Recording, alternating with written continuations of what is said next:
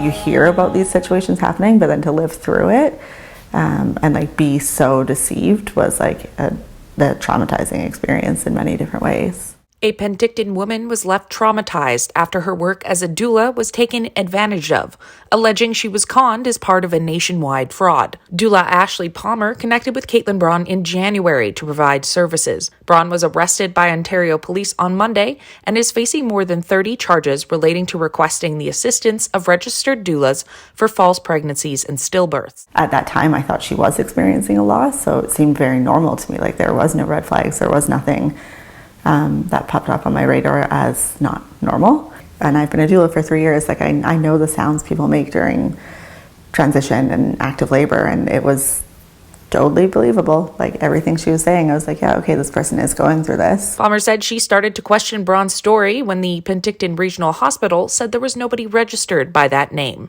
And then she said that she was walking up to labor and delivery, and she was like having full-on fake conversations like with emergency staff and nursing staff. When she returned home, Palmer called the RCMP to do a wellness check. The RCMP got to the address that she gave me, confirmed that she didn't live there.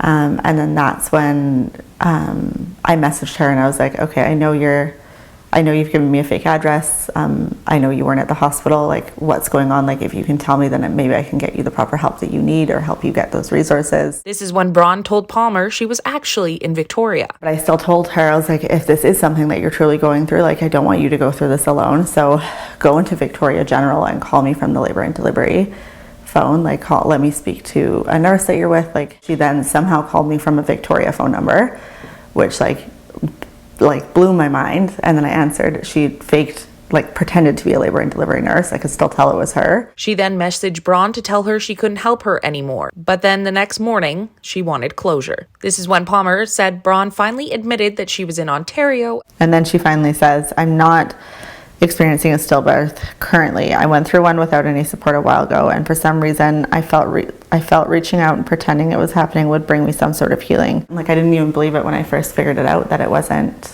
real. Like I felt betrayed and I felt taken advantage of. Palmer shared her story to warn other doulas of what happened, hoping no one else will be impacted. For Gasnet News in Penticton, I'm Casey Richardson.